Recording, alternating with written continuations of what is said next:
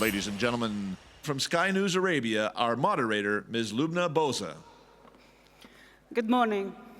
Your Highnesses, Your Excellencies, ladies and gentlemen, thank you for joining us. Our session today is on fiscal balance. I know it's a heavy topic, and it's still a bit early in the morning, but I am lucky to be joined by two exceptional guests to discuss the importance of fiscal balance program and its impact on economy, investment, individuals, and so on. So without further ado, I would like to invite His Excellency, Sheikh Ahmed bin Mohammed Al Khalifa, the Finance Minister of Bahrain, and His Excellency, Mohammed Jadaan, the Finance Minister of Saudi Arabia.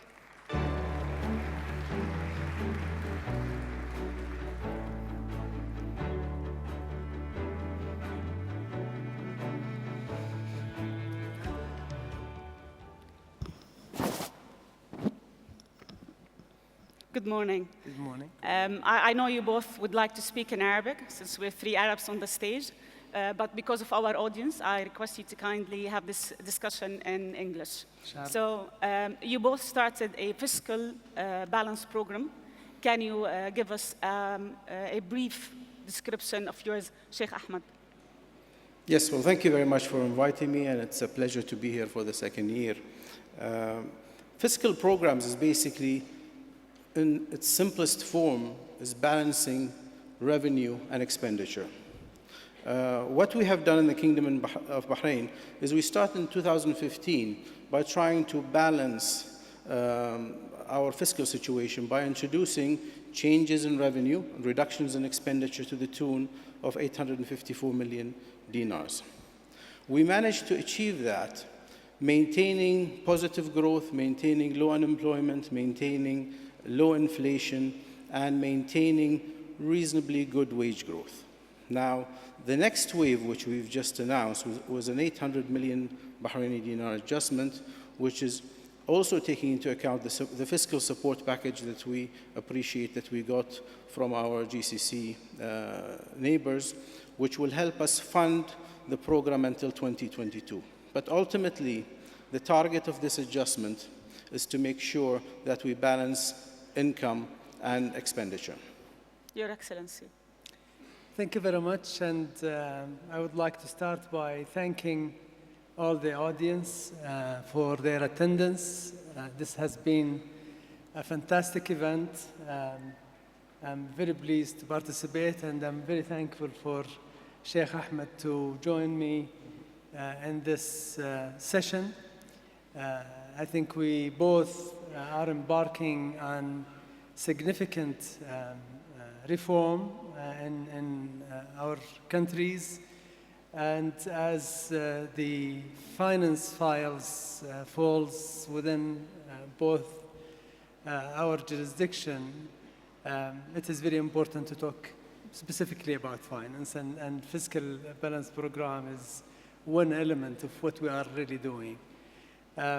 I think what fiscal balance program is about is it's really about sustainability. And in its own, it's not really a target. You cannot target, work on your economy with a target of just fiscal balance. Deficit is okay when it is controlled, and surplus is okay when it is a good time, particularly in countries like both our countries, where we are significantly dependent at this stage on one commodity, which fluctuates heavily over the years. So what is really important is to maintain a balanced budget over the midterm, while being very flexible to actually, in the good times, you have surplus where you reserve some of it for the low time, where you then tap into your reserves to balance your budget. But overall, in the medium term, you need to make sure that you are able to maintain a sustainable growth for your economy through a balanced budget. I think the question here, what makes a fiscal balance program a good one? And why would Saudi Arabia or Bahrain require one? Well, It's important to have fiscal stability because it guarantees your economic growth over the medium term and long term. It also communicates to the business community, to the individuals, how we are performing as a state and therefore what their expectations. So it is visibility, it is the ability to understand how to plan better over the medium term and long term. So in essence, fiscal stability also gives us the firepower when we have challenges in economic growth to actually go back and borrow to be able to maintain that economic growth. And we're able to reduce debts when our economy is growing very well. So basically, it's a tool that governments have. But ultimately, this tool also allows us to focus better on more important things, which is economic growth, job creation, quality of jobs. The world is moving at such a pace in education and quality jobs that just trying to keep up is a big challenge for any country. Let me go into details, Your Excellency. How would this program impact me, individuals, companies, and potential investors? Thank you very much. This is a very, very important question. I think there are multiple dimensions to what fiscal balance programs is about, and possibly touching on these individual elements in the whole economy is very important. Number one, I think it is all about effectiveness, it is all about efficiency, it's all about predictability. And I'll give you an example, and then I'll touch on the individuals. I'll touch on what is it for the citizen, what's in it for the private sector, what's in it for the government generally. Number one, a couple of weeks back, we announced the pre-budget statement in Saudi Arabia for the first time in Saudi Arabia and for the first time in the region. Why are we doing it? We are doing it, A, to keep the government promise that we will be transparent. Two, we want it to be predictable. You want to make sure that you announce a midterm projections of what your budget numbers are like, both revenue and expenditure, so that you are able to allow the private sector to plan. Private sector looks at your budget and based on it, they plan their business. And the individual's side, I think without a balanced budget in the midterm, your budget will be fluctuating, your services then will be fluctuating, and therefore the individuals will not be able really to receive sustainable services in the midterm and long term.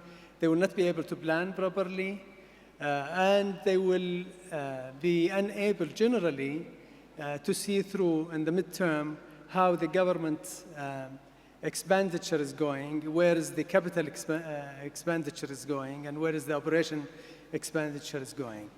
The second part is really efficiency.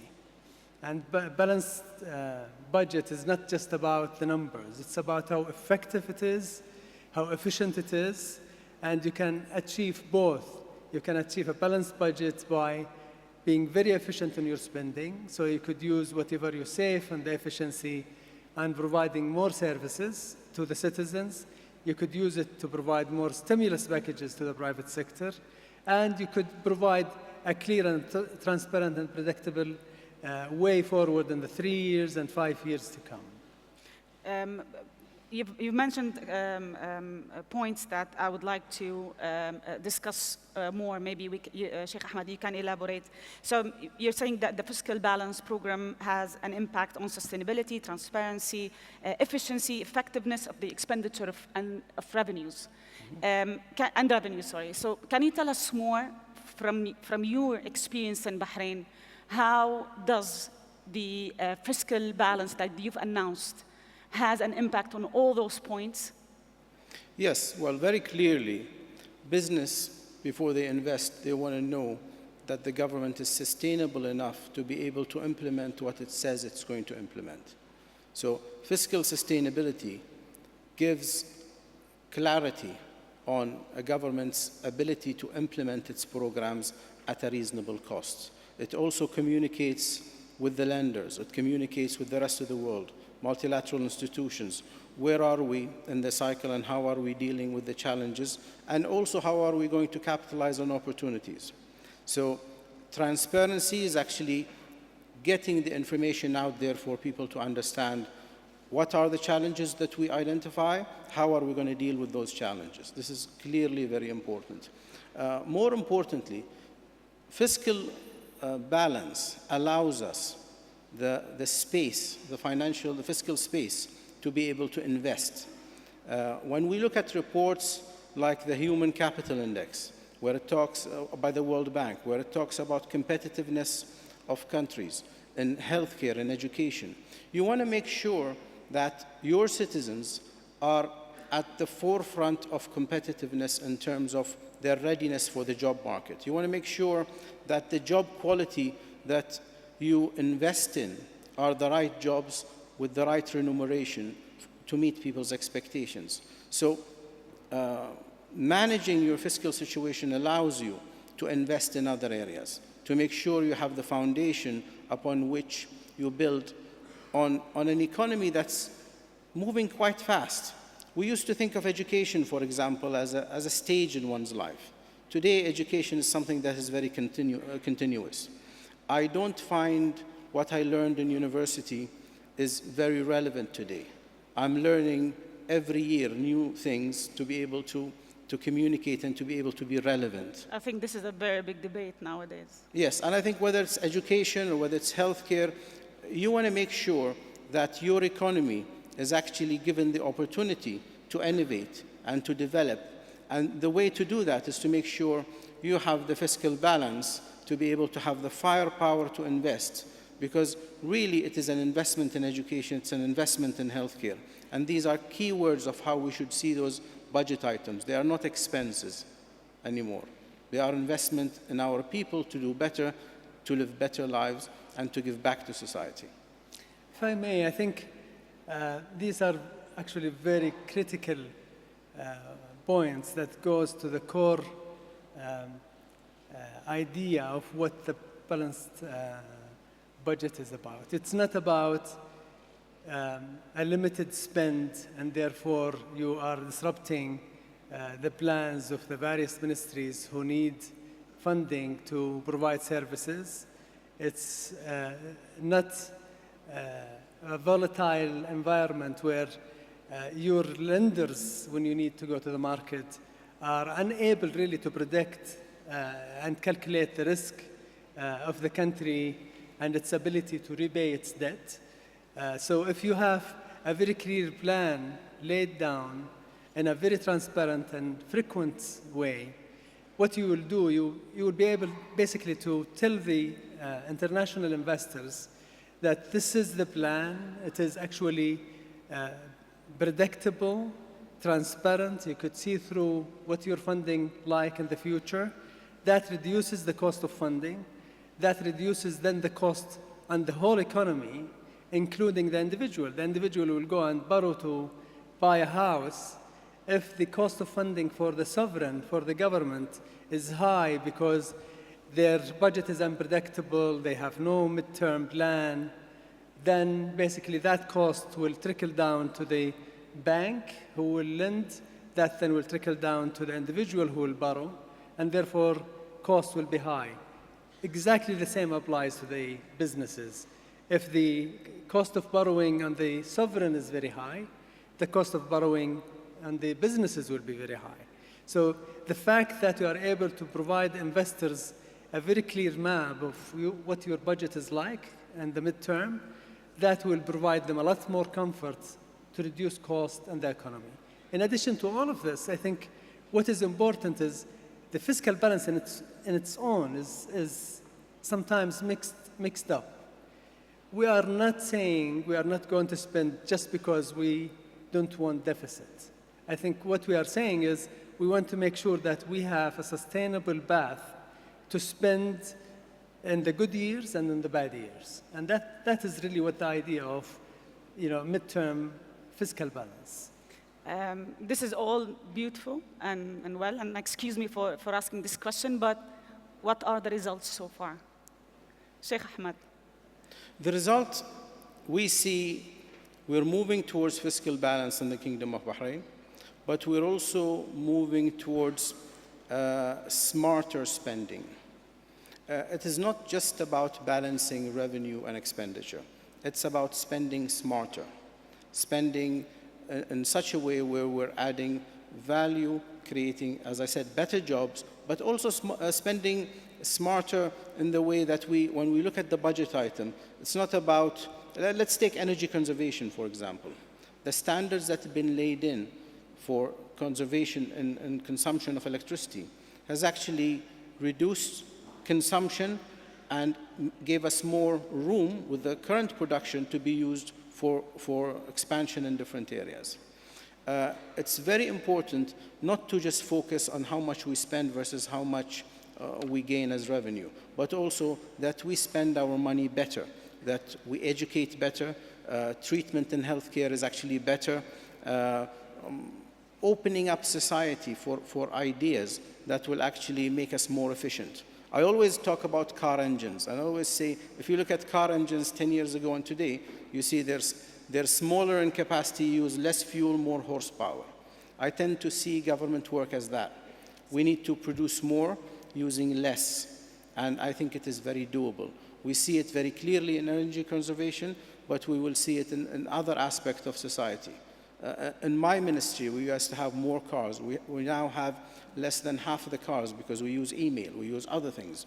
So even what is a job has to be reviewed from time to time and updated in such a way that it actually has more content, and therefore more content means better life, more challenging jobs for individuals. Thank you. I like what Your Excellency just did. He just pulled a couple of papers, and all I can see is numbers. And I love numbers, so please give us the results. Numbers. I cannot beat His Excellency's elegant description of the macroeconomy and the impact of fiscal balance on the macroeconomy. I totally agree with what he said, and I think we can achieve a lot more with the same or even less resource if we are wise and efficient in what we are doing. But you asked about specifics, and I'll go through some numbers. Some of these numbers are already known and disclosed. We managed through a very disciplined fiscal balance program and a lot of work with our colleagues in the government and the various ministries to actually reduce the budget deficit from 16% to only in 3 years to 9% last year. And we said at the beginning of this year, we are going to have a deficit of about 7%. We are likely to have, ending the year with a lot less than 7%. Let me just share with you some numbers from the third quarter that we have just received this morning that we have not yet disclosed, but just so that we can see where are we going. No, we're glad that we have those numbers on the panel. For example, in the non-oil revenue, oil revenue is not in our control. So a lot of the oil revenue is market-driven. So I cannot take credit for oil revenue. But I take credit for oil revenue in terms of actually what do you do with that revenue. Yes. But in the non-oil revenue, year on year, by the end of this quarter, we have increased our non-oil revenue by about 48%. That is significant achievement. This is not an oil, this is not a market-driven, this is actually self-initiatives that have been implemented with a lot of care and a lot of planning. And we ended up with significant reduction in reliance on one volatile commodity. So first, the third quarter ended up with 211 billion riyals of non-oil revenue. That is significantly more than where we were just 1 year when we were speaking at this panel 1 year ago. 48%, that is significant. Yeah, year on year, yes.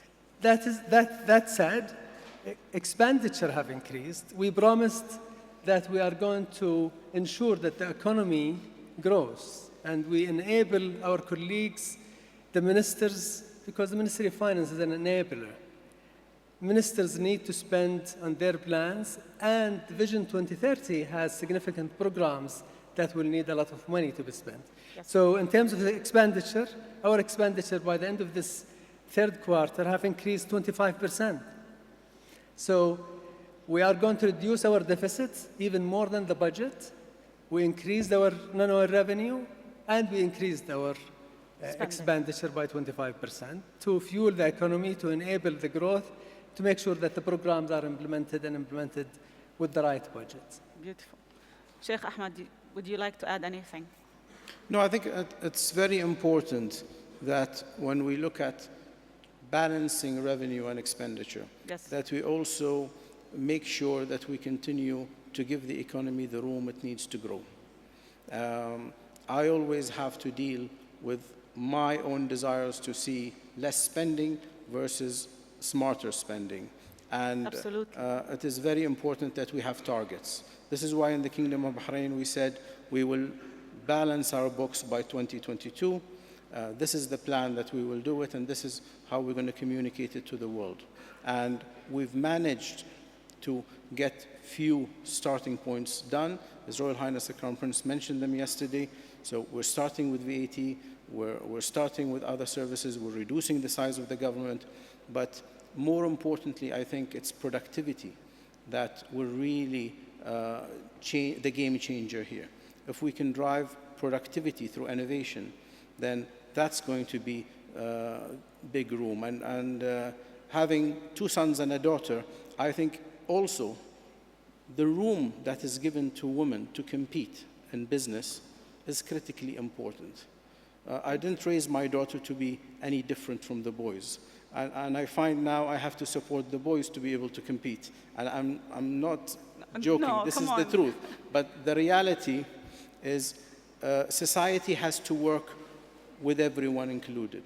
And when opportunity is given to people, you'll be always surprised by how positive the results are.